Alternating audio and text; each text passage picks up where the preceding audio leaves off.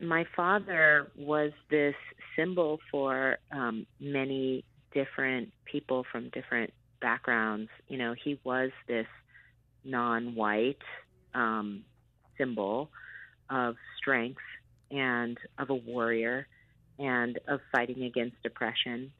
And because of that, I think he spoke to many different cultural groups from different backgrounds.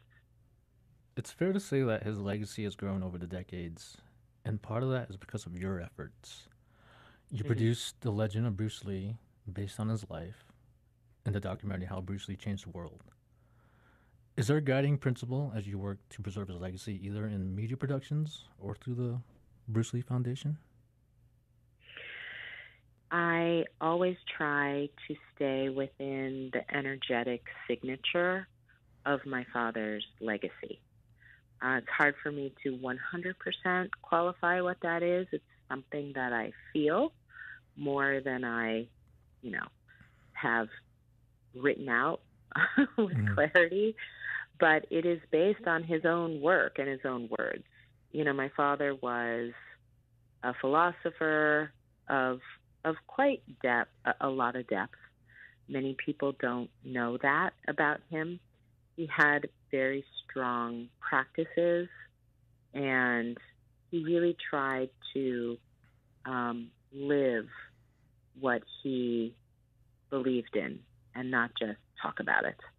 And I think that that is why he was able to create so much energy in the world and share it out so dynamically, and also why he himself is such a unique figure. You know, he believed in the practice of cultivating the self and cultivating it in an ever evolving and growing and positive way and sharing that with the world.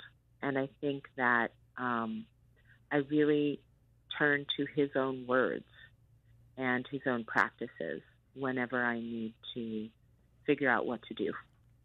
So, based on what you feel, can you describe that feeling? Sure. You know, my father believed in he believed in quality. He believed in wholeness. He believed in wisdom and love and willpower. He believed that we were all one human family on this earth. He believed in integrity. And so I really try to balance all of those things, which is difficult to balance, especially when there's business interests involved. But I really try not to let business rule because Mm-hmm. this is my family and this is a legacy. And what I do has to try to stay true to all of those qualities. Do you have an explanation for why he connected to audiences so well? Yes, I do think that the reason he connected to audiences so well is because of that committed path of the warrior that he walked, but a warrior that wasn't just about fighting or combat, but a warrior that was about, um, trying to evolve as a human being and to work within the ecosystem of his life. You know, he was a person who was in relationship with many people, and he really cultivated his energy, his dynamism, his charisma. You know, if you look at the movies that he made at this point now in the 21st century where we find ourselves, the movies have aged some, you know, but he and his performance have not. That energy that was present in him then is still just as present, just as real, just as motivating, and something that you can really feel that comes off of him in a very unique way that really speaks to what I like to say is the idea of possibility and potential, human potential, and standing in one's power, using one's body, using one's voice, right? And in particular, in the stories that he chose to tell with it, I mean, you could see that he had prowess and skill, not just in his physicality, but in his mentality and emotionality, in his spirituality, if you want to use that term, right? And by spirituality, I just mean his energetics, and that he was fighting for recognition as a human being and standing for himself and his culture. And I think that strikes a chord with many, many people. What you say definitely reflects with his, most well-known movie, Enter the Dragon.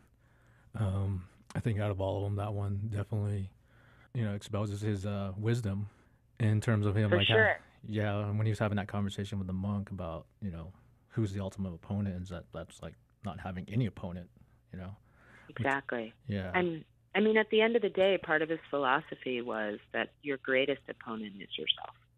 Yes, yes. And that a true warrior, a true Kung Fu man, is aiming his blows at himself to break down the walls of resistance, the barriers, to heal the wounds, to expose, what needs attention, right? Yeah. To the better expression of themselves as a grounded and whole human being. Yeah. So speaking of warrior, you have a TV series that you're producing. Yes. And that idea came from your father? Like, where's the production now on that? Yeah, so right now we're in the midst of season 3, which is on Max, formerly HBO Max.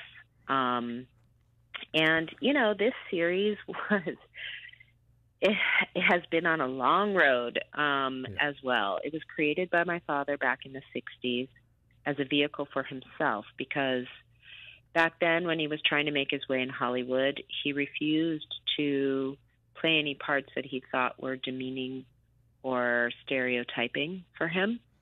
And that meant that there weren't a lot of parts.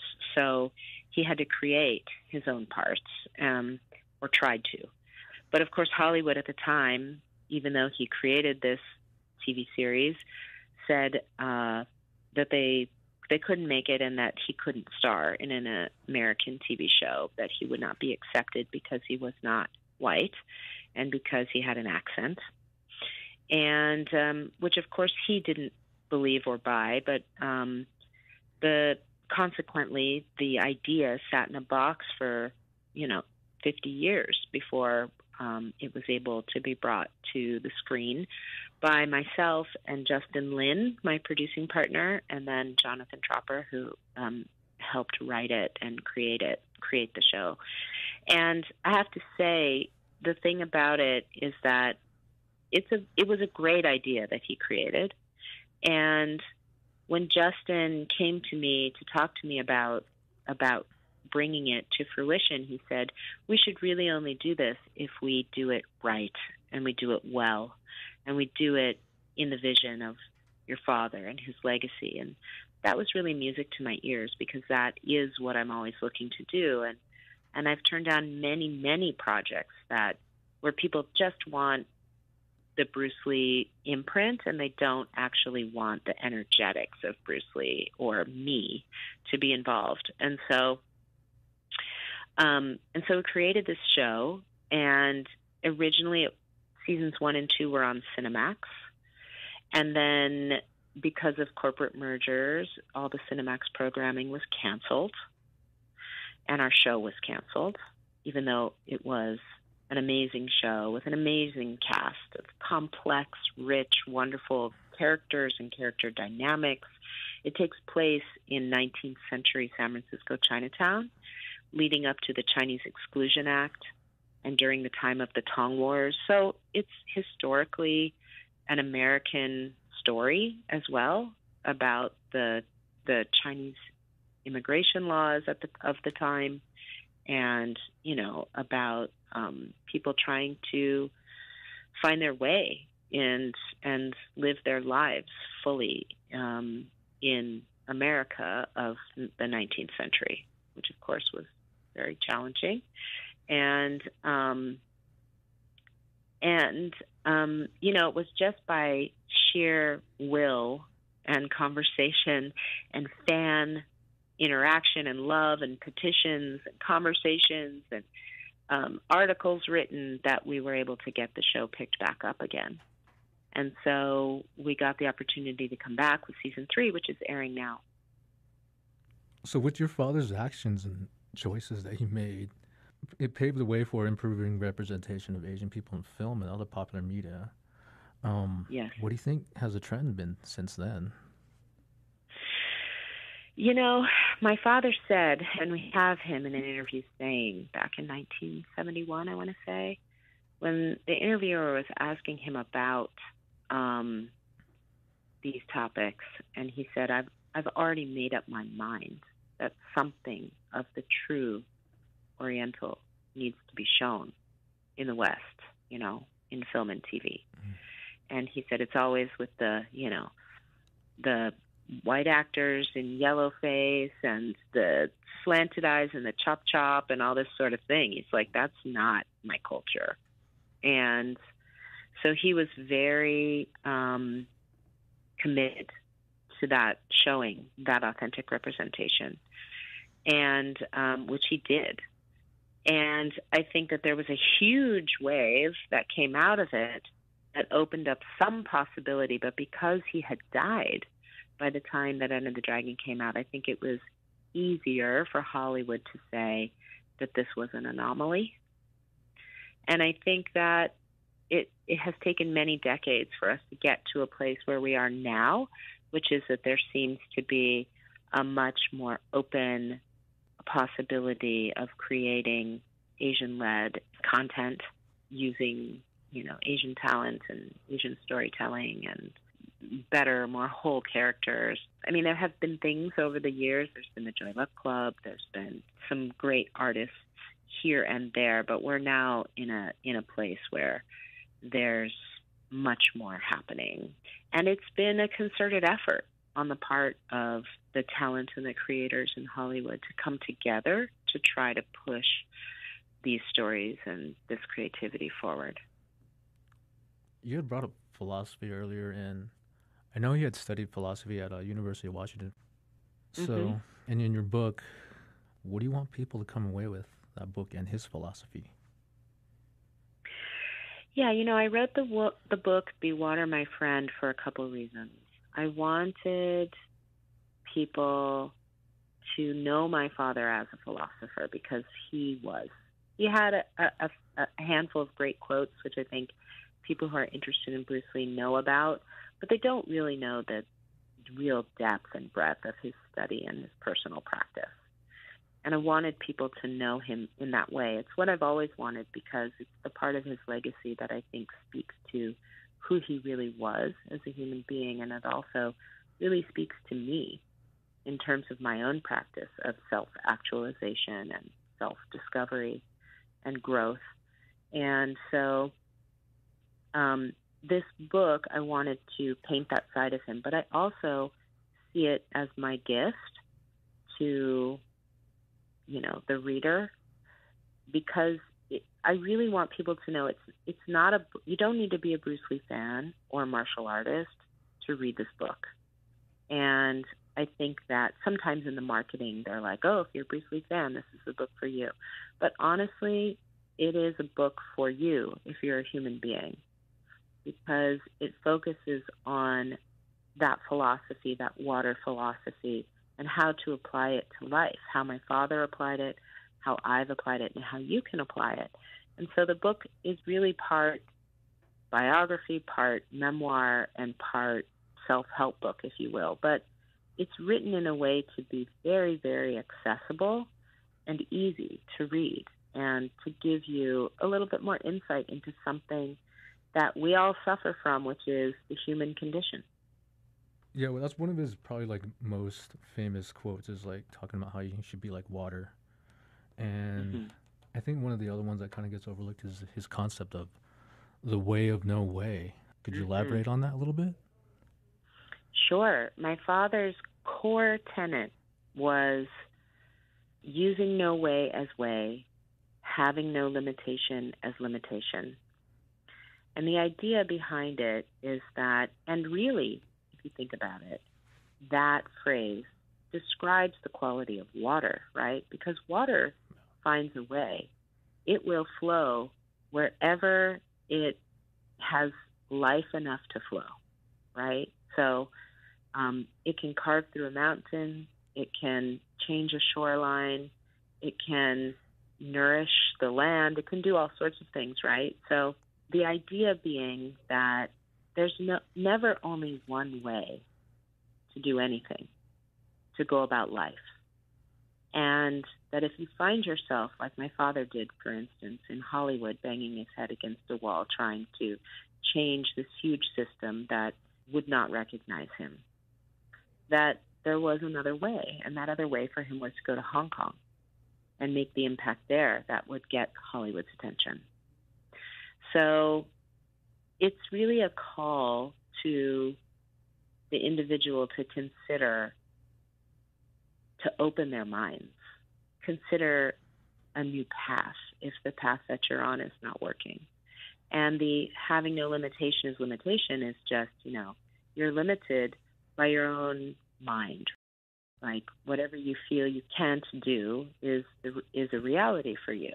And so how can you shift your perception and look at things in a new light and find a new way?